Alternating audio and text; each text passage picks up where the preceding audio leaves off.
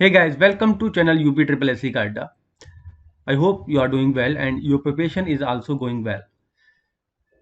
तो गाइज आज हम डिस्कस करने वाले हैं, जैसे मैंने आपको पहले ही बता दिया था टेलीग्राम चैनल के माध्यम से, हम डेली तो नहीं लेकिन हर संडे एक वीडियो लेके आएंगे और उस वीडियो में हम डिस्कस करेंगे यूपी ट्रिपल एससी की तरफ से जितने भी पेपर हुए हैं 2019 से लेके अब तक के, और उन पेपरों में जिसमें भी रीजनिंग आई है हम रीजनिंग वाले पार्ट को डिस्कस करेंगे। क्यों करेंगे? क्योंकि हमारा जो पेपर है वीडियो 2018 का री एग्ज़ाम, उसमें रीजनिंग आएगी 50 नंबर की।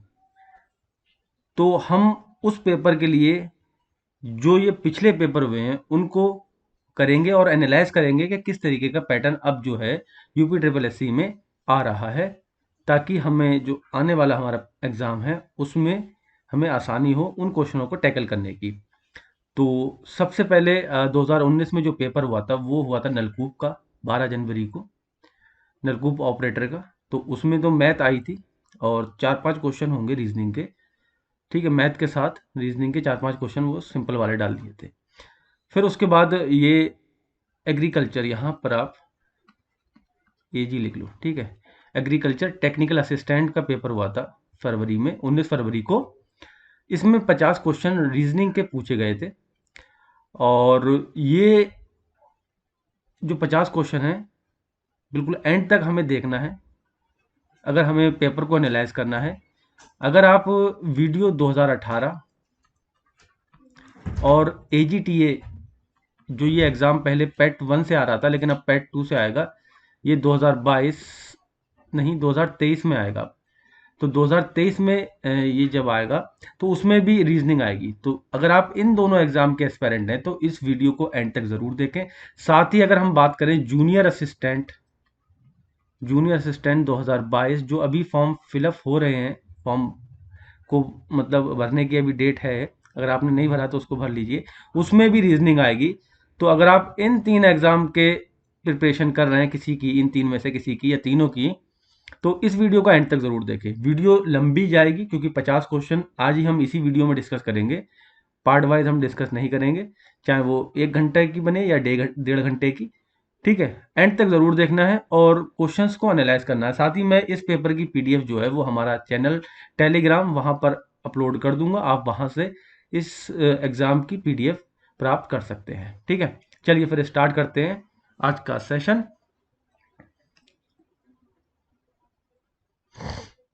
तो ये 120 मिनट थे और 400 नंबर का पेपर था, 50-50 के। इसमें दे रखा है कि 50 नंबर की रीजनिंग थी, 50 की जीएस, 50 में साइंस और मैथ आया था और 50 की हिंदी। तो हम बात करने वाले हैं रीजनिंग को। ठीक है, तो पहला क्वेश्चन देखेंगे और पहले क्वेश्चन में हमें दिया गया है कि एक कोडिंग दे रखी है, डार्ट लिखा है और इसको एक्स जी एल जेड में कन्वर्ट किया है। तो इस पिन को हम किस तरीके से कन्वर्ट कर सकते हैं? तो इन तरीके के क्वेश्चन में, कोडिंग में, हम क्या करेंगे, या तो इनकी नंबरिंग कर ले, ठीक है, जो अल्फ़ाबेट दे रखे हैं, जैसे कि ये डी ए आर टी दे रखा है। अब हमको पता है डी कितने पे, 4 पे आता है, ए जो है 1 पे आता है, टी 20 पे आता है और ये 18 पे आता है। ठीक है, इसके जस्ट नीचे आपको ये लिखना है एक्स जी एल जेड। अब एक्स की अगर हम कोडिंग करें तो एक्स कितने पे आता है, 24 पे आता है। एफ जी ये 7 पे आता है और जे के एल 12 पे आता है। ठीक है, और ये 26 पे आता है। तो अब क्या है, आप जैसे ये करेंगे आपको दिखने लगेगा कि देखो 20 से 26 हुआ यानी कि प्लस का 6 हुआ है, 18 से 12 हुआ है यानी कि माइनस का 6 हुआ है, 1 से 7 हुआ है यानी कि प्लस का 6 हुआ है, और 4 से 24 यानी कि माइनस का 6 हुआ है। ठीक है, तो -6 +6 ये जो है क्रम चल रहा है, तो वही क्रम हमको आगे स्पिन में लगा देना है। तो स्पिन का अगर हम देखें, ठीक है, तो ये तो 16 पे आता है और ये 14 पे आता है, तो इसका मतलब +6 होगा तो 20 आएगा, और 20 पे क्या आता है, टी आता है, और +6 यहाँ करेंगे तो ये 22 आ जाएगा, 22 पे क्या आएगा, टी यू वी। यानी कि हमें दो जो है मिल चुके हैं सेकंड लास्ट और लास्ट वाला, सॉरी सेकंड और लास्ट वाला मिल चुका है। वी और टी, अगर हम देखें वी और टी किस में है, इसमें भी है, इसमें भी है, इसमें भी है, ये नहीं है, यानी कि 3 ऑप्शन हमारे पास अभी बचे हुए हैं, एक जो है वो रॉन्ग हो गया। ठीक है, अब ये कितने पे आता है, ये 19 पे आता है। अब 6 माइनस करेंगे तो कितना बचेगा, 13, और 13 पे क्या आता है, एम आता है। ठीक है, अब जैसे ही एम आया तो ये वाई वाला भी हमारा एलिमिनेट हो गया। अब हमारे पास ए और डी वाला ऑप्शन बचा। अब बचा आई, आई कितने पे आता है, 9 पे आता है, और 9 में से 6 माइनस करेंगे तो कितना बचेगा, 3 बचेगा, 3 यानी कि सी। तो इसका मतलब यहाँ पर ओ आ रहा है, तो ये हो गया, और ये एम बी सी टी, देखो एम बी सी टी लिखा है, तो इसका मतलब ऑप्शन नंबर डी जो है वो हमारा करेक्ट हो जाएगा। ठीक है, क्वेश्चन पेपर बायलैंग्वेज है। ठीक है, और एक साइड में इंग्लिश है और एक साइड में हिंदी है। तो अगला क्वेश्चन है कि उस बेन आरेख का चयन करें जो नीचे दिए गए वर्गों का सही ढंग से प्रतिनिधित्व करता है। पत्नियां दे रखा है, व्याख्याता दे रखा है, कामकाजी माताएं दे रखा है। ये 3 वर्ड दे रखे हैं और हमको वेन डायग्राम से बताना है कि कौन सा वाला वेन डायग्राम जो है वो सही होगा। तो ये तीनों चीज़ें आपस में कनेक्टेड भी हो सकती हैं, क्योंकि जो पत्नियां हैं वो माताएं भी बनेंगी, और माताओं के साथ साथ वो व्याख्याता भी बन सकती हैं, यानी कि लेक्चरार भी बन सकती हैं। तो ए वाला ऑप्शन इसमें सबसे बेस्ट होगा, जो तीनों को रिलेटेड कर सकता है, क्योंकि पत्नियों के अलावा ये किसी की बेटी भी होंगी, तो वो ये वाला पार्ट, मान लो ये पत्नी है तो ये वाला पार्ट ये बच गया। ठीक है, अगर हम इसके अंदर ले नहीं सकते, ये सब अलग अलग है, क्योंकि लेकिन ये सब कनेक्टेड है, ये सब अलग अलग हैं। और अगर हम नीचे वाला देखें तो इसमें 2 ही दे रखे हैं। ठीक है, नीचे वाले में 2 ही दे रखे हैं, जबकि 3 जो है वो रिलेशन दे रखे हैं। तो डी वाला तो वैसे ही खत्म हो गया, तीसरा वाला इसलिए खत्म हो गया क्योंकि ये कनेक्टेड नहीं है किसी से, और ये अंदर ही अंदर है, मतलब ये पार्ट इसका हो गया, ये पार्ट इसका हो गया। तो सबसे बड़ा इसमें कोई ऐसा चीज़ नहीं दिख रही है कि सबसे बड़ी हो वो, उसके अंदर सारी चीज़ें हों। तो एक दूसरे से कनेक्टेड है, उसके अलावा भी वो कुछ ना कुछ हैं। ठीक है, तो ए वाला इसमें बेस्ट एक्सप्लेनेशन है। अच्छा, ये 3 दिया था। हाँ, तो वैसे भी ये जो है कनेक्टेड नहीं है, तो वैसे भी अलग हो गया। चलिए, क्वेश्चन नंबर 3 है। नीचे दिए गए आरेख में त्रिभुज अमरीकी का प्रतिनिधित्व करते हैं, यानी कि ये जो है ये अमेरिका को दर्शाते हैं। वृत्त जो है वो गायक को दर्शाता है, यानी कि सिंगर। और क्या है, आयत जो है अभिनेता को दर्शाता है, यानी कि ये एक्टर। ठीक है, ये अमेरिकन। वह हिस्सा चुने जो उन अमरीकी गायकों का प्रतिनिधित्व करता है जो अभिनेता है, यानी कि इन तीनों को जो दिखाता हो वो वाला हमको बताना है। तो इसमें तीनों में जो आ रहा है वो हमें देखना है। तो तीनों में केवल डी आ रहा है, जो सर्कल में भी है, और ट्राइंगल में देखें ट्राइंगल में भी है, और आयत में देखें तो आयत में भी है। तो ये वाला पार्ट इतना आ रहा है जो तीनों में है, और ये किस में है, डी में, यानी कि ऑप्शन नंबर सी जो है वो इसमें करेक्ट हो जाएगा। अगला क्वेश्चन है, नीचे दिए गए अक्षरों का सही जल छवि का चयन करें। ठीक है, जल छवि, यानी कि वो जल छवि कहाँ बनेगी, नीचे को बनेगी। डेट मीन ये उल्टे हो जाएंगे, तो एम का डब्ल्यू बन जाना है पक्का। ठीक है, तो यहाँ से हम कह सकते हैं ये वाला हो सकता है, ये नहीं होगा, ये वाला हो सकता है, ये वाला नहीं होगा, क्योंकि डी थोड़ी ना आ जाएगा पहले। ठीक है, तो 2 हट गए और 2 बचे हैं हमारे पास। ओ का तो सेम ही दिखेगा, तो दोनों में सेम ही दिख रहा है। टी का कैसा दिखेगा, उल्टा दिखेगा ऐसा, तो टी देखें यहाँ पर भी ऐसा है, यहाँ भी उल्टा है।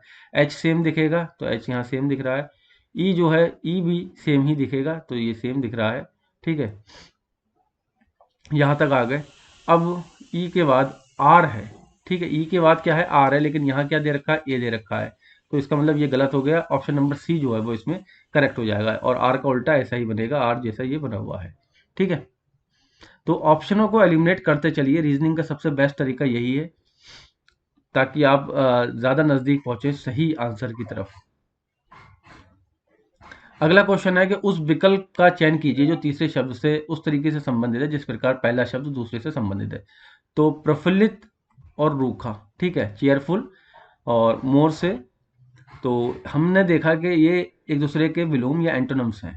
तो बहादुर का क्या होगा, डरपोक ही तो होगा, यानी कि डरपोक, कॉवर्ड, कायर।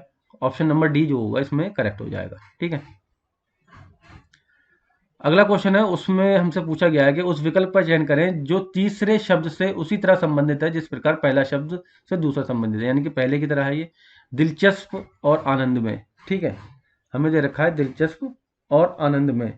तो हमने देखा ये दोनों एक दूसरे के क्या हैं, पर्यायवाची, जिसे हिंदी में कहते हैं पर्याय है, मतलब एक ही मीनिंग है दोनों चीज़ों का, सिनोनिम्स कह सकते हैं। ठीक है, तो उबाऊ का क्या होगा, फिर हमें ये बताना है इसमें। तो उबाऊ का हो जाएगा इसमें थका हुआ। ठीक है, क्लियर। अगला क्वेश्चन है 7 नंबर, उस विकल्प का चयन करें जो रिक्त स्थान को सही ढंग से भरता है और श्रृंखला को पूरा करता है। ठीक है, तो इसमें हमें क्या देखना है, पहले वाले से पहले वाले का देखो, देखो ए से सी आया, सी से ई आया, ई से जी आया और जी से आई आया, आई से के आया, यानी कि एक एक छोड़ के आ रहा है। यानी कि ए के बाद क्या आता है, बी आता है, तो बी छोड़ दिया इन्होंने, सी लिखा है, सी के बाद डी छोड़ दिया, ई लिखा है, ई के बाद एफ छोड़ दिया, जी लिखा है। इस तरीके से के बाद क्या आएगा, एल आएगा, एल छोड़ देंगे तो क्या आएगा, एम आ जाएगा। तो एम इसमें नहीं है, बाकी सब में, इसमें भी नहीं है, दो हट गए हमारे। ठीक है, अब यहां से देखें, उल्टा चल रहा है ये।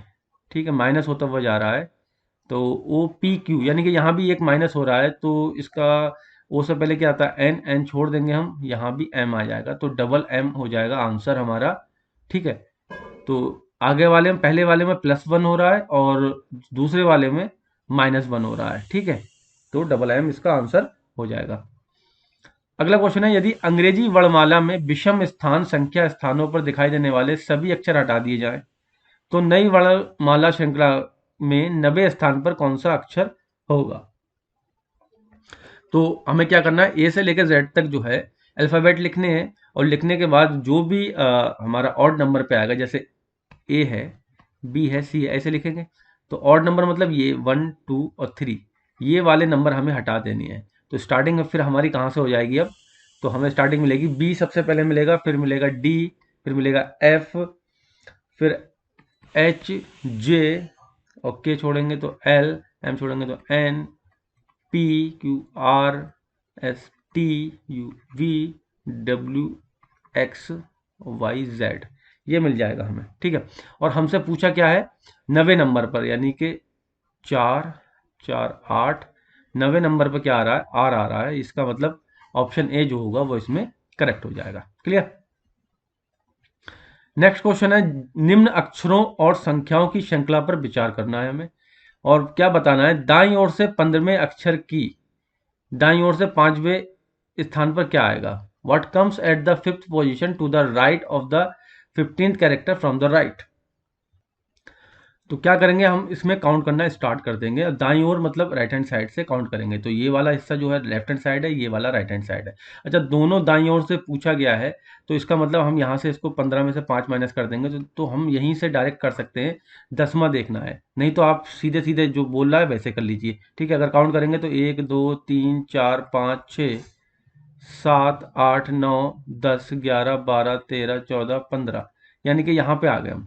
उसने बोला दाईं ओर से 15वें अक्षर के, ठीक है, 15वें अक्षर के दाईं ओर 5वां, तो 1 2 3 4 5, दाईं ओर 5वां कौन सा, एन आ रहा है। ठीक है, और मैंने ये बोला कि दोनों दाईं ओर हैं, तो आप माइनस कर दो, तो इसका मतलब 10वां, अगर हम यहाँ से 10वां काउंट करें तो 1 2 3 4 5 6 7 8 9 10, 10वां इधर से भी एन ही आ रहा है, तो ऑप्शन क्या होगा, सी होगा। आप दोनों तरीके से कर सकते हैं, जब भी क्वेश्चन में इस तरीके क्वेश्चन हो और एक ही साइड दे रखा हो तो आप माइनस कर दीजिए। ठीक है, माइनस करने के बाद आपको वो नंबर मिल जाएगा, या फिर जैसा क्वेश्चन में दे रखा है वैसे आप काउंट करेंगे और उसके बाद उसी नंबर पे पहुंचेंगे। ठीक, अगला क्वेश्चन है क्वेश्चन नंबर 10, एक निश्चित कूट भाषा में बीस्ट को इन्होंने क्या लिखा, वर्ड लिख दिया, वर्ड को बाइक लिख दिया, बाइक को कार लिख दिया, तो निम्न में से कौन सा निश्चित रूप से आकाश में उड़ता है। तो आकाश में कौन उड़ता है, वर्ड उड़ता है, तो वर्ड को हमने क्या लिखा है, बाइक लिख दिया है। ठीक है, तो आंसर क्या हो जाएगा हमारा, बाइक हो जाएगा। नेक्स्ट है 11 नंबर, और ये श्रृंखला दे रखी है, यानी कि सीरीज, और यहाँ पर नेक्स्ट नंबर हमें बताना है। तो हमने देखा यहाँ पर +5 का जो है इंक्रीमेंट हुआ है, यहाँ पर 6 का हुआ है, यहाँ 7 का हुआ है, यहाँ 8 का हुआ है, यहाँ 9 का, अगले बारे में 10 का होना है, यानी कि 135 में 10 जोड़ेंगे तो 145। ऑप्शन नंबर जो है डी करेक्ट आंसर हो जाएगा। फिर से वही सीरीज का क्वेश्चन है, और हमें देखना है 3 एकम 3 3 तिया 9 3 3 27। अच्छा, सबको 3 से गुणा कर दी गई है, 3 की गुणा 3 से भी 9 आ गए, 9 की गुणा 3 से भी 27 आ गए, 27 की गुणा 3 से भी 81 आ गए, 81 गुणा 3 से भी 243 और 243 की गुणा 320 तो फिर 729। अब यहाँ पर हमें गुणा करना है, तो 9 तियाँ 27, हाथ से लगे 2, 3 दूनी 6, 2 8 और 7 तियाँ 21, 2187 जो है इसका आंसर हो जाएगा। अगला क्वेश्चन है कि अक्षरों, प्रतीकों और संख्याओं को निम्नलिखित श्रृंखला में प्रतीकों की संख्या और स्वरों की संख्या का योग क्या है? ठीक। In the following series of letters, symbol and numbers, what is the sum of the count of symbol and count of the vowel? तो क्या करेंगे, सबसे पहले हम जो भी इसमें दे रखे हैं स्पेशल कैरेक्टर उनको काउंट कर लेते हैं। यहां से देखो 1 2 3 4 5 6 7 और है कोई, और ये आ गया 8। ठीक है, 8 जो हो गए वो इसमें हमारे सैम्बल हो गए। क्लियर। अब हमको क्या करना है, वॉविल देखना है। वॉविल हमें पता है A E I O U वॉविल होते हैं, वो हमें तलाश करने हैं कहाँ कहाँ है। ठीक है, तो अगर हम यहाँ से स्टार्ट करें तो 3HI, एक तो ये हो गया वॉविल, आई, एक ये हो गया A, 2 3 4 5 6 7 और 8। तो 8 ही हमारे क्या हो गए, वॉविल हो गए। 8 हमारे पास सिंबल है और 8 ही वॉविल है। इनको हमें क्या करना है, योग करना है, ऐड करना है। तो कितना हो गया, 16। तो ऑप्शन नंबर सी जो होगा वो इसमें करेक्ट हो जाएगा। ठीक है। अगला क्वेश्चन था कि दी गई श्रृंखला में लुप्त संख्या बतानी है, यानी कि फिर से वही सीरीज वाला क्वेश्चन है। 3 से 13 हुआ, 13 से 1113 हुआ, फिर 1113 से 3113 हो गया। तो ये हमें देखना है कि ये हो कैसे रहा। तो गाइस इसमें एक मतलब थोड़ा अजीब है, हो सकता है ये जब पेपर हुआ हो तो मोस्टली लोगों का छूटा हो। तो लॉजिक जो है वो ये है कि शब्दों को भी अंकों के रूप में लिखकर एक नया पद बनाया गया है। जैसे कि अगर मैं बात करूं तो इसको क्या बोलोगे, एक तीन ही तो बोलेंगे हम। क्या बोलेंगे, एक तीन। तो एक तीन को आगे क्या लिखा हमने, 1 3। क्लियर। अब ये क्या है, एक एक और एक तीन, एक एक और अगला क्या है, एक 3। तो डेट मीन क्या हुआ, ये 1113। तो अगला नंबर आ गया। ठीक है। अब इस वाले पार्ट को हम क्या लिखेंगे, 113 जो आया है हमारा, तीन एक और एक 3, यानी कि 3 1 1 3 है ना। तो 3 1 है ना, तो 3 1 1 3, यानी कि 3113 अगला वाला आ गया। ठीक है। अब इसको क्या लिख सकते हैं हम, इसको क्या लिख सकते हैं, एक तीन, एक तीन, दो एक, फिर एक तीन। तो भाई साहब ये क्या हो गया, एक तीन दो एक एक तीन, यानी कि 132 113, 132 113 बी वाला ऑप्शन इसमें जो है करेक्ट हो जाएगा। तो ये क्लियर हुआ होगा। मतलब करना क्या है, हमें शब्दों को भी अंकों के रूप में लिखकर एक नया पद बनाना है। ठीक है, तो ये किया गया है और काफ़ी मतलब एक अलग तरीके का हमें पैटर्न देखने को मिला। अमूमन ये पैटर्न नहीं मिलता है देखने को। अच्छा क्वेश्चन था ये। नेक्स्ट क्वेश्चन की तरफ मूव करते हैं। और यहाँ पर दे रखा है कि समरूप जोड़ा ज्ञात करें। जैसे कि मतलब अनुलग्नक का इन्होंने रिलेशन दे रखा है, कम करना, यानी कि एनेक्स लेसनिंग होता है।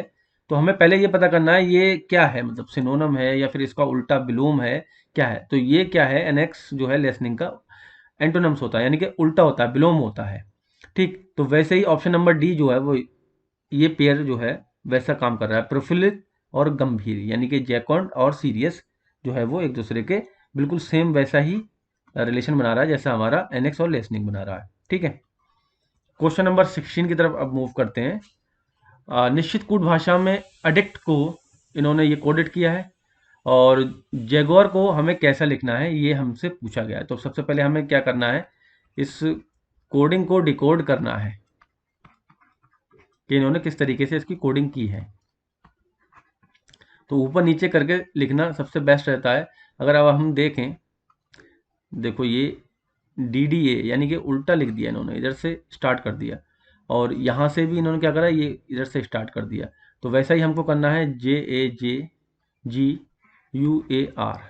तो अब इधर से लिखना स्टार्ट करेंगे, यानी कि क्या आएगा नीचे, G आएगा, फिर A आएगा, फिर J आएगा, और इधर से लिखना स्टार्ट करेंगे तो R आएगा, A आएगा और U आएगा।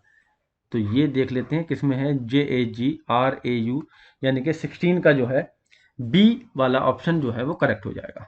क्लियर? चलिए फिर आगे बढ़ते हैं। निम्नलिखित में से कौन सा चित्र जो है वो दिए गए शब्दों के बीच सही संबंध को दर्शाता है? मानव, पक्षी विज्ञान और व्यवसाय। तीन हमें वर्ड दे रखे हैं और तीनों में ये फिगर जो है वेन डायग्राम, वो कौन सा सही होगा ये हमें बताना है। ठीक है, तो भाई साहब पक्षी विज्ञान ऑर्थोलॉजी, ये तो बिल्कुल डिफरेंट चला जाएगा।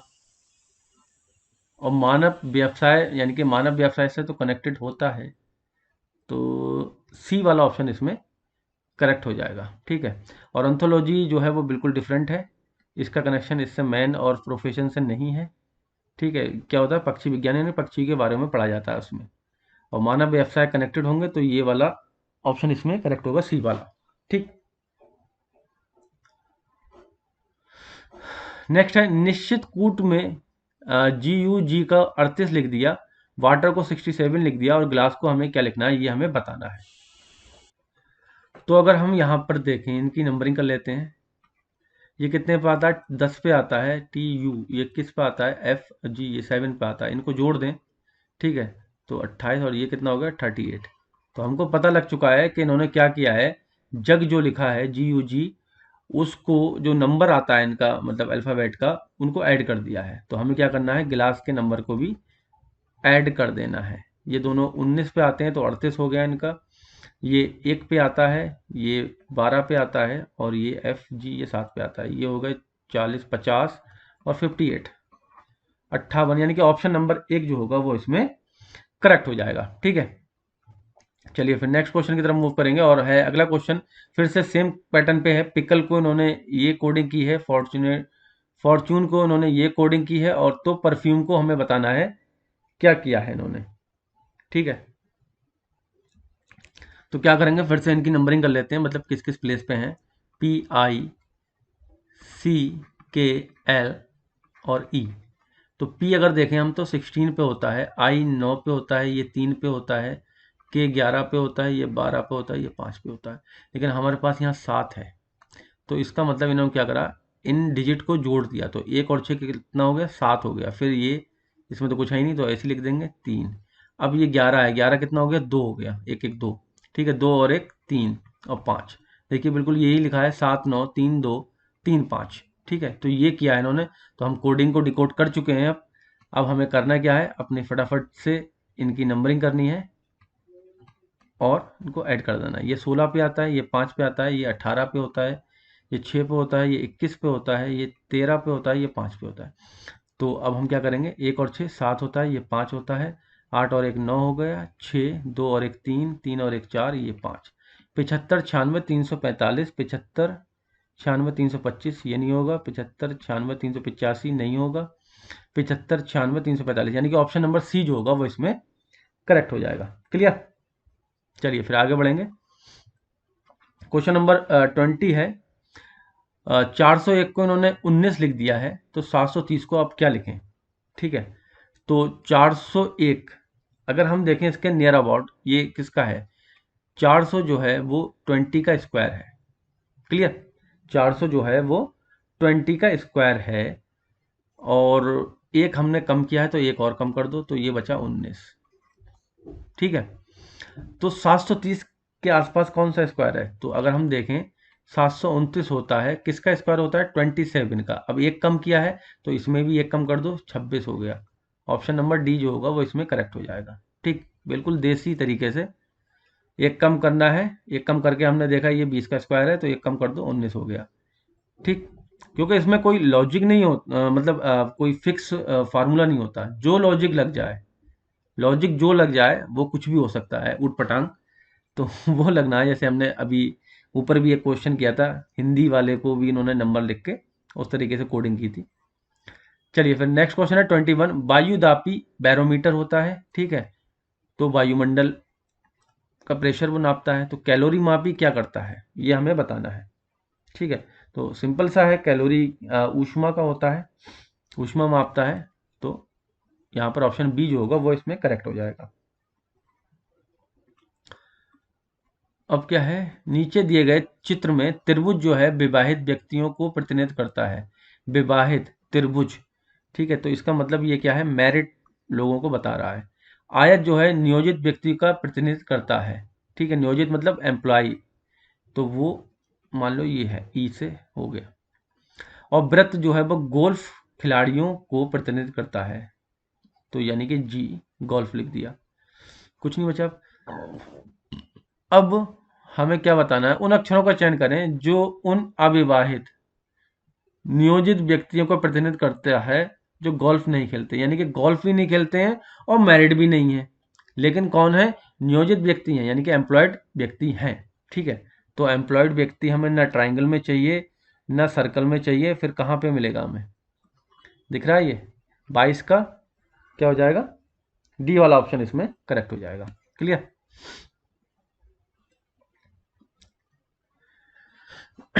नेक्स्ट क्वेश्चन है 23। दिए गए कथन को हमें पढ़ना है और बताना है क्या है। सभी सेब जो हैं वो संतरे हैं, ठीक है, तो सभी सेब, यहां लिख दो सेब, ये हो गए संतरे, ठीक है, सभी सेब संतरे हैं। और सभी संतरे जो हैं, एक बड़ा बनेगा, वो केले हैं,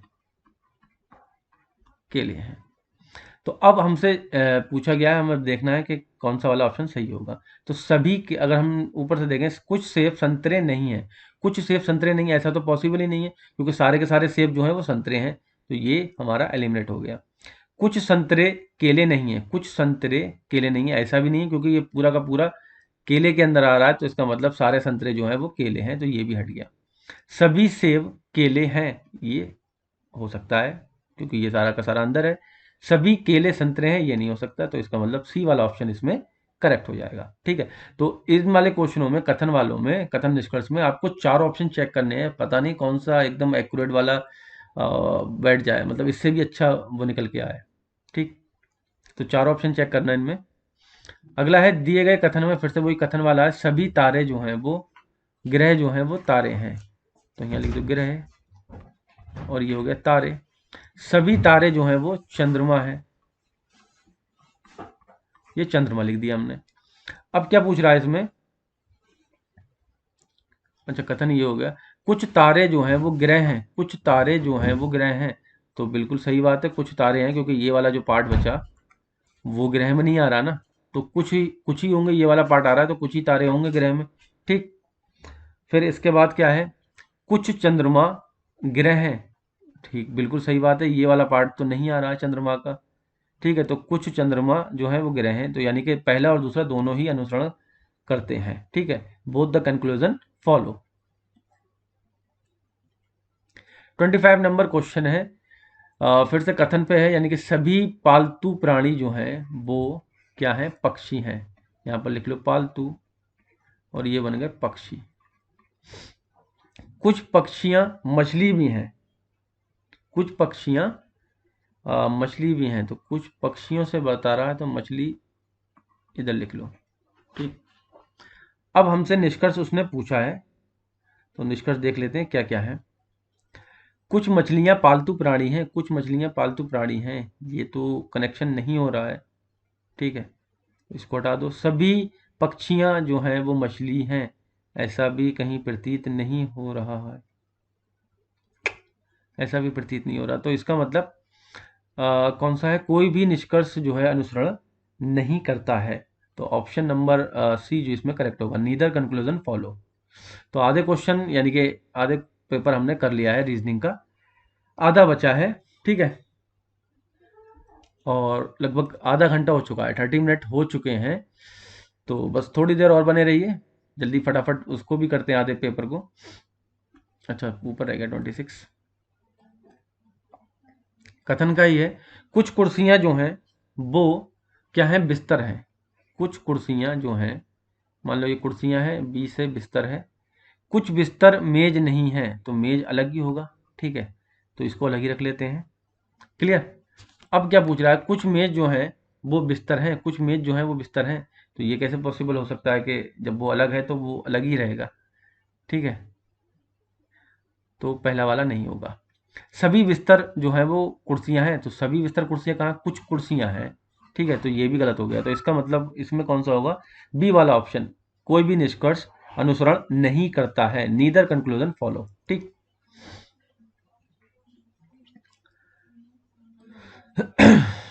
क्वेश्चन नंबर 27 है कि कूट भाषा में टमाटो को उन्होंने ब्रिंजल लिख दिया, ब्रिंजल को रेडिश लिख दिया और रेडिश को कैबिज लिख दिया, कैबिज को ओकरा लिख दिया।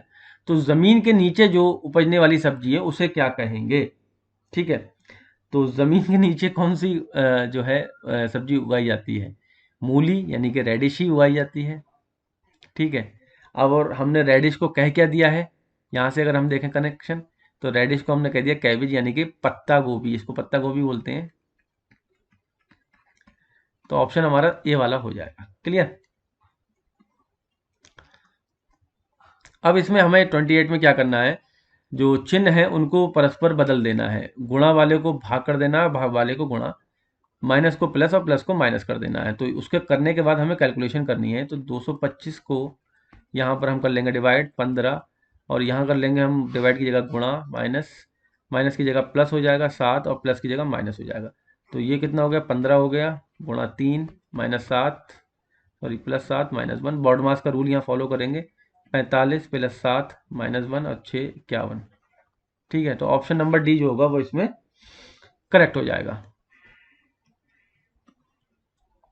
अगला क्वेश्चन फिर वही सेम पैटर्न पे है, ठीक है, और सेम ही चीज चेंज करा रहा है, गुणा को भाग, भाग को गुणा, माइनस को प्लस और प्लस को माइनस, तो कर लेते हैं।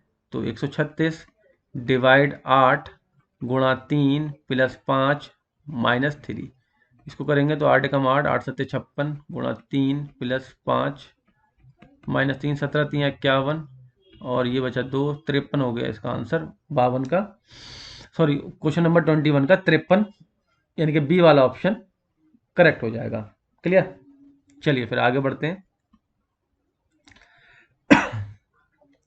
मार्थो ने लिंडा से कहा, ठीक है, अब ये आ गए ब्लड रिलेशन के क्वेश्चन, मैंने इंडिविजुअली इन पे वीडियो बना के डाली है ब्लड रिलेशन की, ठीक है, आप उनको भी जरूर देखें। मार्थो लिंडा ने कहा, तुम्हारे माँ के पिता के इकलौते बेटे की इकलौती बहन मेरे पिता की पत्नी है, ठीक है। तो सबसे पहले क्या करेंगे, मार्थो ने लिंडा से कहा है, ठीक है, तो लिंडा ये लेडी का नाम होता है, ये भी ध्यान रखना है हमें, जेंडर, क्योंकि जेंडर बहुत इंपॉर्टेंट होते हैं। मार्थो शायद पता नहीं, ये लड़के का ही नाम लग रहा है, ठीक है, लिंडा देखते हैं। मान लो लिंडा ये है, लिंडा से ही तो कहा है तुम्हारे माँ, अब लिंडा की माँ यानी कि ये, माँ के पिता,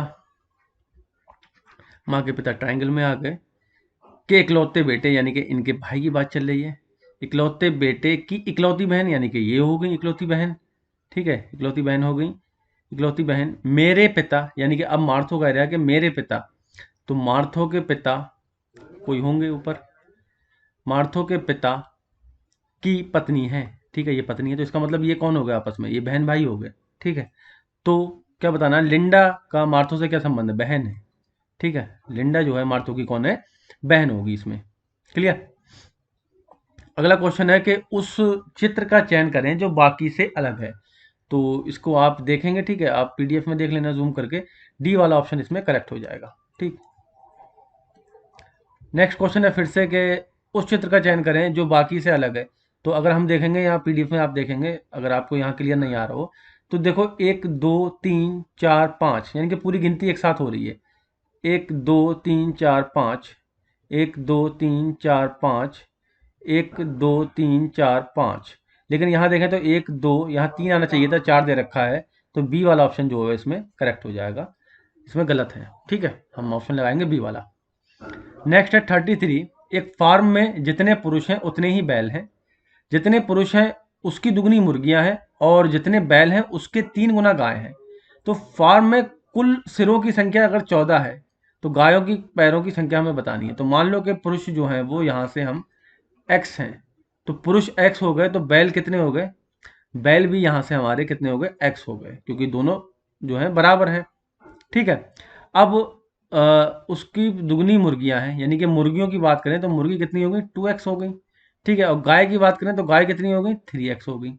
इन टोटल को अगर हम ऐड करें, क्योंकि सिर तो सबके एक ही होंगे, तो कितने हो गए, एक एक दो, दो दो चार, तीन, 7x हो गए। ठीक है, 7x बराबर कितना दे रखा है हमें, संख्या सिरों की 14 दे रखा है, यानी कि x बराबर हमारा कितना आ गया, 2 आ गया। तो हम कह सकते हैं कि जो पुरुष या बैल हैं वो कितने हैं, 2 हैं। गाय सॉरी मुर्गियां कितनी हैं, 2 दूनी 4 हो गई, और ये कितनी है, 2 तीन 6 हो गए। गाय कितनी होगी, 6 गाय हो गई। अब हमें गाय के पैरों की संख्या बतानी है, तो हमें पता है गाय के एक गाय में 4 पैर होते हैं, तो 6 गायों में कितने हो जाएंगे, 6 चौका 24। तो इसका मतलब बी वाला ऑप्शन इसमें करेक्ट हो जाएगा। क्लियर। चलिए फिर नेक्स्ट क्वेश्चन की तरफ मूव करेंगे। क्वेश्चन नंबर हमें दे रखा है 34, और एक पाई चार्ट दे रखा है जिसके थ्रू में बताया गया है डेटा पूरा। यदि बॉन्ड में निवेश की गई राशि 8,000 है, अगर बॉन्ड की हम परसेंटेज की बात करें तो 4% है, यहाँ पर बॉन्ड में 4% है। ठीक है, तो शेयर में निवेश की गई राशि कितनी होगी, शेयर यानी कि ये है, ये 15% है। ठीक है, 4% की वैल्यू हमें दे रखी है कितनी, 8,000। हमें फाइंड आउट करनी है 15% की, तो 8,000 बटे 4 गुणा 15, तो 4 दूनी 8 और 15 दूनी 30, 30,000। ठीक है, ऑप्शन एक जो होगा वो इसमें करेक्ट हो जाएगा। क्लियर। बार ग्राफ से अगला क्वेश्चन था, और ये हमें इसकी स्टडी करनी है। ठीक है, ये 2012 है, ये 13 है, ये 14 है, ये 15 है, और ये 16 है।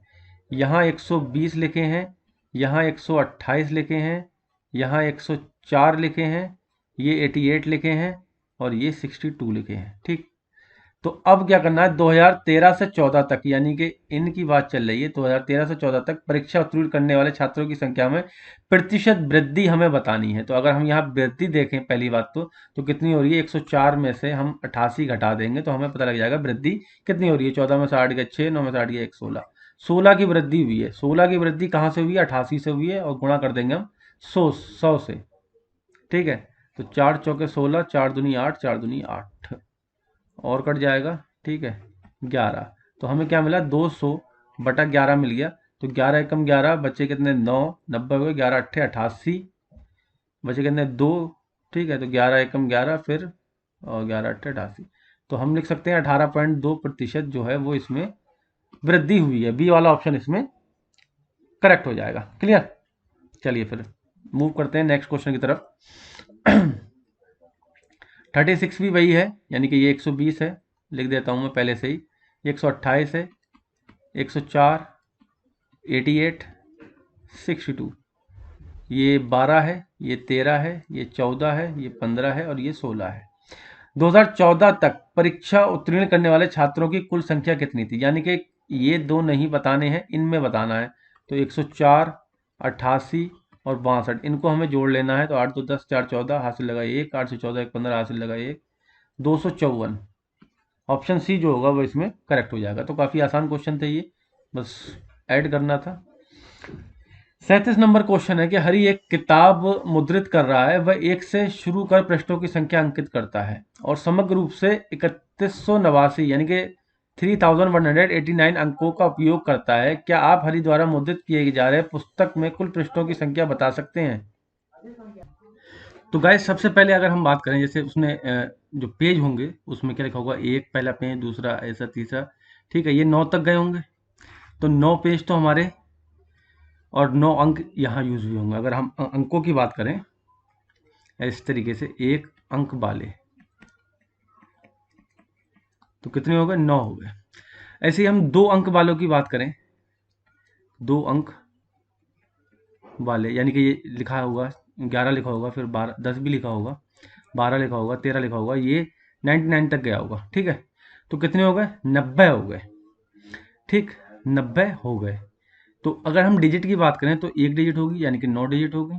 यहाँ 2 डिजिट होंगे तो 180 हो गए, 180 डिजिट। 3 डिजिट की बात करें, 3 अंकों वाले, 3 अंकों वाले कहाँ तक जाएंगे, 900, 900 तक जाएंगे। ठीक है,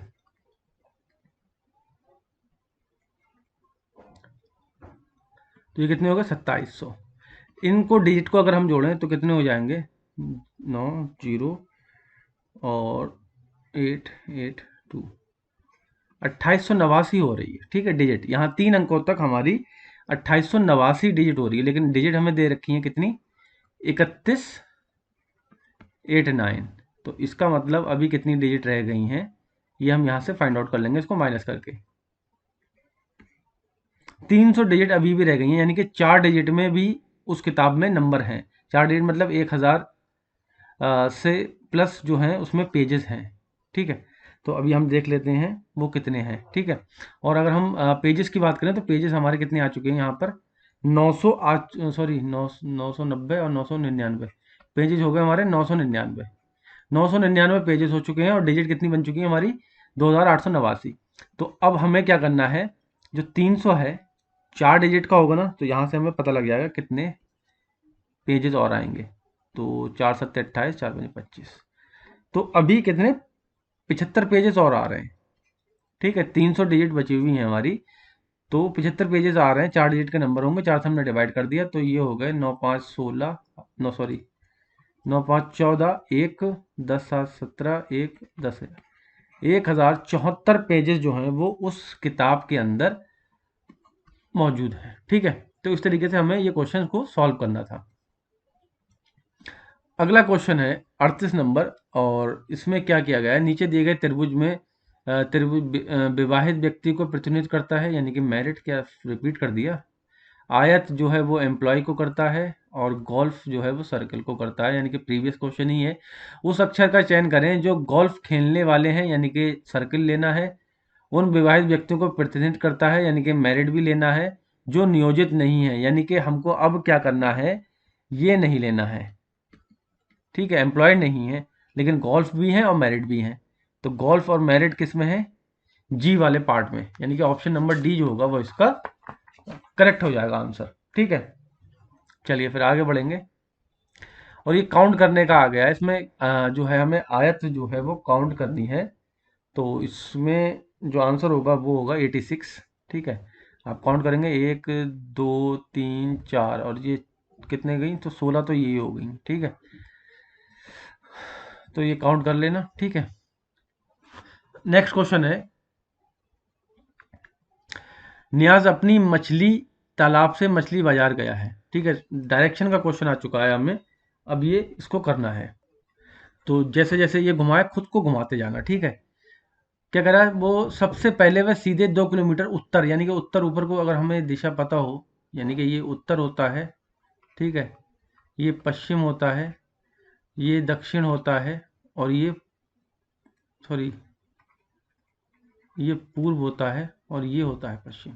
ठीक है, तो अब उत्तर की तरफ गया है, तो इसका मतलब ऊपर को उसको हमें दिखाना है। 2 किलोमीटर गया है, 2 किलोमीटर लिख दिया हमने। उसके बाद वह दाएं मुड़ा। ठीक है, दाएं मुड़ा यानी कि राइट हैंड साइड की तरफ वो मुड़ा है, सॉरी राइट हैंड साइड की तरफ को मुड़ा है वो। और कितना चला है, 3 किलोमीटर। उसके बाद वो बाएं मुड़कर मछली बाजार तक पहुंचने के लिए 3 किलोमीटर चला, यानी कि बाएं इसका ये होगा, और 3 किलोमीटर चला है। ठीक है, तो अब क्या बताना है, मछली बाजार के संबंध से न्याज का मछली तालाब से किस दिशा में स्थित है, मतलब मछली बाजार के संबंध से, ये मछली बाजार है, ये न्याज का घर है। और अगर हम यहाँ बात करें, ठीक है, तो ये उत्तर पूरब में पड़ रहा है, ये वाली दिशा कौन सी हो रही है, उत्तर पूरब। ठीक है, लेकिन पूछा ये घर के उससे है, न्यास के घर से है। अब कहाँ से पूछा, मछली बाजार के संबंध में। अच्छा, मछली बाजार से पूछा है, तो मछली बाजार से अगर हम देखें तो ये वाला हिस्सा दक्षिण में आ जाएगा, और दक्षिण पश्चिम का है, यानी कि ये वाला हिस्सा, यहाँ मछली बाजार है तो दक्षिण पश्चिम वाला हो गया। ठीक है, अगर घर से उसके पूछता कि घर से किस दिशा में मछली बाजार है, तो उत्तर पूरब में होती। लेकिन मछली बाजार से उसका घर पूछा है, तो मछली बाजार से उसका घर कहाँ होगा, दक्षिण पश्चिम में होगा, यानी कि ये वाली दिशा में। तो ऑप्शन सी जो है वो करेक्ट हो जाएगा। ठीक है, तो इसमें ये ध्यान देने वाली बात थी कि क्वेश्चन में कहाँ से पूछा गया है। उत्तर पूरब भी दे रखा है आंसर, जल्दबाजी में हो सकता है कि बहुत से लोगों ने ये भी लगाया हो। ठीक है, लेकिन पूछा कहाँ से है, मछली बाजार से है, तो मछली बाजार से पूछा है, यानी कि ये डायरेक्शन बनेगी। ये डायरेक्शन कहाँ पर है, पश्चिम और दक्षिण में। सेम वही क्वेश्चन है, 2 किलोमीटर उत्तर चला है, उसके बाद ठीक है, तो सेम वही क्वेश्चन है, इसमें पूछा है कि न्यास के मछली तालाब और मछली बाजार के बीच सबसे छोटी दूरी क्या है? तो सबसे छोटी दूरी की अगर हम बात करें, इसी को बना लेते हैं यहीं पे। ये ऊपर गया था 2 किलोमीटर, फिर यहाँ चला था 3 किलोमीटर, फिर ये 3 किलोमीटर ऊपर चला था। ठीक है, तो हमें क्या बतानी है? सबसे छोटी जो है कौन सी बनेगी? सीधा रास्ता यही तो होगा, बिल्कुल सीधा रास्ता, तो ये बनेगा। तो ये हमें फाइंड आउट करना है। तो एक कंस्ट्रक्शन कर लीजिए। ठीक है, ये जो है, ये दूरी यहाँ से यहाँ तक सेम ही होगी, और इसको यहाँ से यहाँ तक मिला दो, तो ये दूरी 2 हो गई, ये 3 हो गई। ठीक है, तो टोटल कितनी हो गई? ये 5 हो गई, ये 3 हो गई। अब यहाँ से हमें क्या लग रहा है? ये 90 डिग्री हो गया। पाइथागोरस फिर में लगा देंगे, तो ये वाली जो दूरी, मान लो ये ए है, ये बी है, ये सी है, तो क्या होगा? ए सी स्क्वायर बराबर A B square plus B C square. ठीक है, ए सी हमें पता करना है, तो ये कितना हो गया? 5 का स्क्वायर, नीचे कितना हो गया? 3 है, तो 3 का square. Clear? 5, sorry sorry sorry sorry, ये 2 किलोमीटर है ना ऊपर। ठीक है, तो ये कितना हो गया? ये भी 4 हो गया, तो ये कितना हो गया? 4 का स्क्वायर, तो ये कितना हो गया? 16 + 9, 16 + 9 ये हो गया 25, और ए सी बराबर कितना आ गया? 5। तो सीधा सीधा अगर जाता, उसके घर से अगर सीधा रास्ता होता तो 5 किलोमीटर पड़ता। 5 किलोमीटर, यानी कि ऑप्शन सी जो होगा वो इसमें करेक्ट होगा। उसमें भी गलत दिख दिया था क्या पहले वाले में? हाँ, अच्छा, इसमें यहाँ पर ओ, बस यहाँ थोड़ा सा ये कन्फ्यूजन क्या है, मतलब पूरी की पूरी लैंग्वेज डिट्टो सेम है, लेकिन डिजिट चेंज कर दिए। यहाँ 3 ही है, वही मैं सोचा 3 यहाँ भी होगी, लेकिन यहाँ पर 2 है। क्लियर? ठीक है, बाकी सारा जो है वो डिट्टो कर दिया। तो यही चीज़ें मतलब एग्जामिनर देखना चाहता है कि प्रेजेंस ऑफ माइंड कितना है।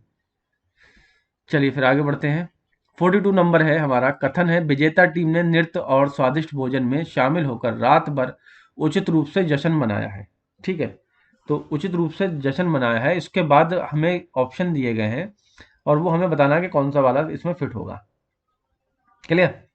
जब एक टीम जीत जाती है, मेजबान देश उसका सम्मान में एक पार्टी देता है, ऐसा नहीं होता है। जब एक टीम जीत जाती है तो उसके उनके देश का खेल मंत्रालय उनके सम्मान में पार्टी देता है। नृत्य करना, भोजन में शामिल होना जश्न मनाने के तरीकों में से एक है। ठीक है, हाँ, ये जश्न मनाने के तरीकों में से एक है, हम ये कह सकते हैं। क्रिकेट खिलाड़ी हमेशा एक मैच जीतने की उम्मीद करते हैं ताकि वे शानदार ढंग से जश्न मना सकें, ऐसा भी कुछ नहीं है। तो ऑप्शन नंबर सी जो होगा वो इसमें बिल्कुल सबसे परफेक्ट रहेगा इस कथन के लिए।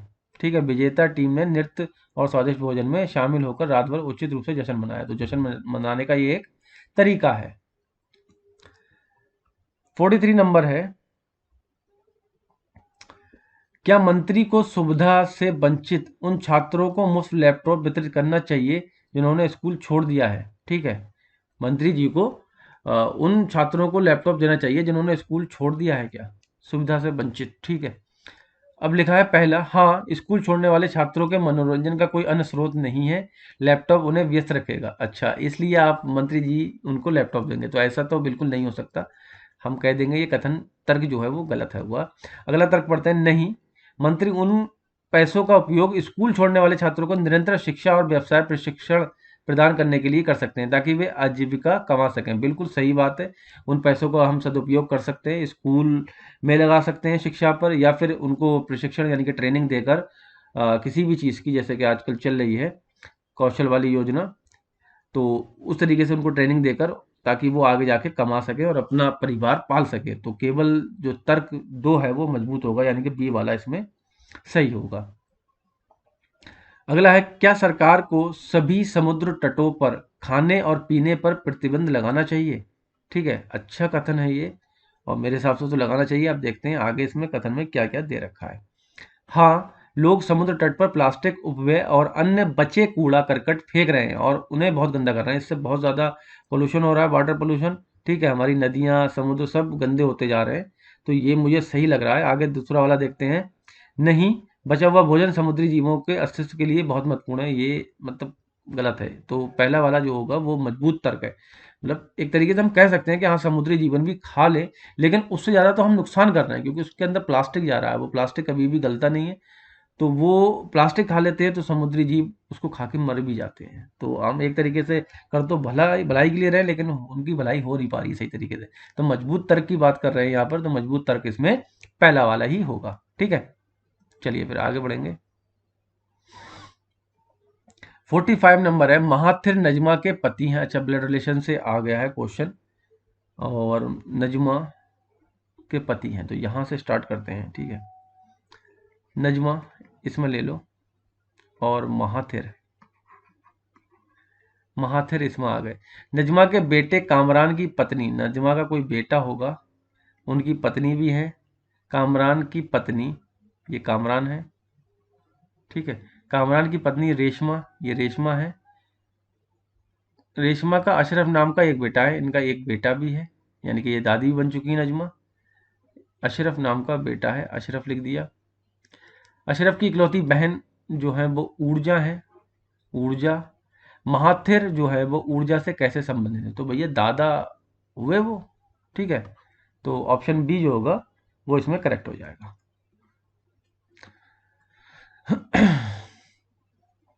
अगला क्वेश्चन है, ये भी ब्लड रिलेशन से है, यानी कि तीसरा क्वेश्चन ब्लड रिलेशन का आ गया। तो ब्लड रिलेशन हमें अच्छे से पढ़ना है ताकि क्वेश्चन जो है हमारा छूटे ना।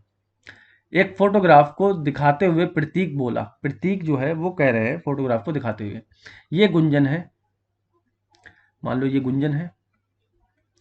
वह मेरे पिता, अब ये कोई प्रतीक क्या कह रहे हैं। ठीक है, वह मेरे पिता की सास के, वह मेरी पिता की सास, यानी कि अगर हम देखें, अच्छा इसको सबको बिठाओ,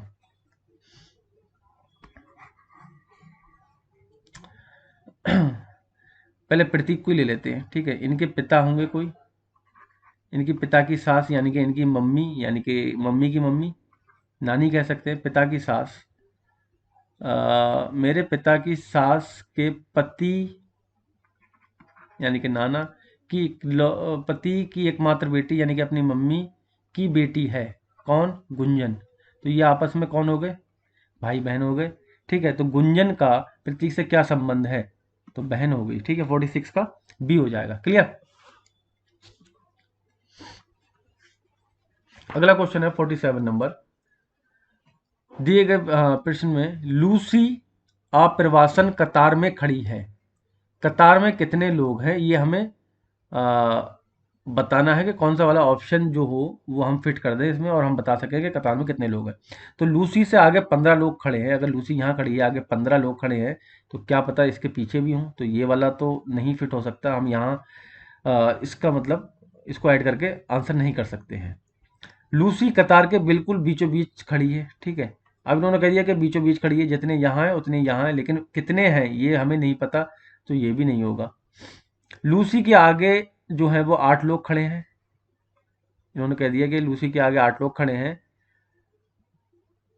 और लाइन में लूसी आगे खड़े व्यक्ति के पीछे 11 लोग खड़े हैं। ठीक है, तो यहाँ 11 हैं, तो हम यहाँ से कह सकते हैं कि भाई 11 आगे 11 पीछे हैं, 8 आगे हैं, 11 8 19, और लूसी है, यानी कि टोटल 20 हो गए। तो हम बता सकते हैं कि लाइन में कितने लोग खड़े हैं, तो सी वाला ऑप्शन ही इसमें करेक्ट हो जाएगा। बाकी अगला भी देख लेते हैं। लूसी से आगे 11 लोग खड़े हैं और 9 लोग कतार में लूसी से आगे खड़े हैं, यानी कि दोनों आगे की बात कर दी इन्होंने। ठीक है, लूसी से लूसी यहाँ खड़ी है, 11 लोग खड़े हैं, ठीक है, आगे, और 9 लोग कतार में लूसी से आगे हैं, तो ये एक ही बात हो गई, मतलब एक ही बात कह दी इन्होंने। ठीक है, तो ये वाला नहीं होगा, डी वाला ऑप्शन इसमें, सी वाला ऑप्शन इसमें करेक्ट हो जाएगा। 48 क्वेश्चन है, पीयूष ने 7 दर्जन सेब और 3 दर्जन संतरे खरीदे हैं, 7 दर्जन सेब और 3 दर्जन संतरे खरीदे हैं, उसने कुल कितना खर्चा किया, तो इसमें कौन सा ऑप्शन होगा जिससे हम बता सकते हैं कि टोटल खर्चा उसने कितना किया। तो संतरे सेब से 5 रुपए अधिक महंगे हैं, तो अब अधिक महंगे हैं लेकिन हमें कीमत तो पता होना चाहिए। मान लो कि संतरे जो हैं वो सेब से 5 रुपए अधिक है, तो बताना चाहिए कि आ, सेब जो है 20 रुपए का, तो संतरे 25 को हो जाएंगे उस हिसाब से, लेकिन इसमें रेट ही नहीं दिए तो हम इसका उपयोग नहीं कर सकते, तो ये वाला गलत हो गया। ठीक है, प्रत्येक सेब की लागत जो है वो 4 रुपए, और प्रत्येक संतरे की लागत उससे थोड़ा कम है। अब थोड़ा कम कितना है, 1 रुपए, 2 रुपए, 3 रुपए, 50 पैसे, तो इससे भी हम नहीं लगा सकते पता कि कितने रुपए का माल हो रहा है। प्रत्येक संतरे की लागत 4.5 रुपये है और प्रत्येक सेब की लागत 7 रुपये है। बिल्कुल सही बात है, यहाँ दोनों की लागत दे रखी है। अब दर्जन में हमें क्या करना है, 12 से गुणा करना है दोनों को और ऐड कर देना है, बता देंगे टोटल कितना कितना उसने खर्चा किया। तो ये इसका ऑप्शन सी जो होगा उसको अगर हम ऐड कर दें तो हम बता सकते हैं उसने कितना खर्चा किया। तो सी वाला इसमें करेक्ट हो जाएगा। 49 नंबर आ गया। 55 मिनट लगभग हो चुके हैं। चलिए फिर, एक दौड़ में गौरी जो है वो जैसे तेज दौड़ा।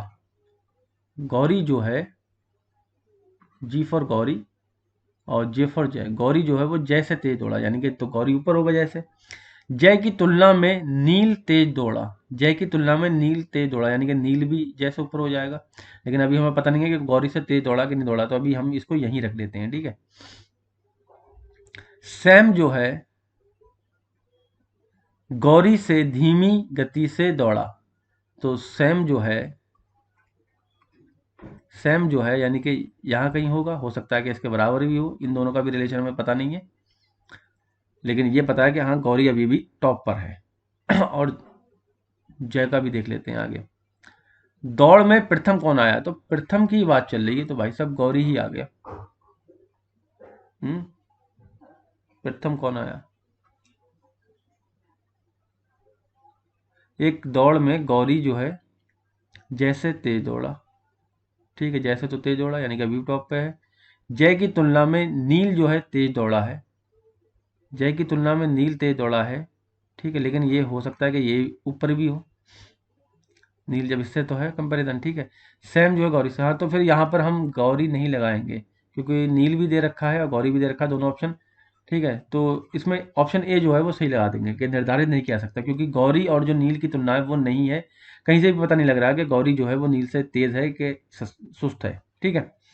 तो लास्ट क्वेश्चन पे आ चुके हैं गाइस, 50 नंबर। और एक बच्चे उसके पिता और दादा की उम्र का जो है अनुपात दे रखा है, ठीक है। तो सी मतलब चाइल्ड, एफ मतलब फादर और डी मतलब दादा।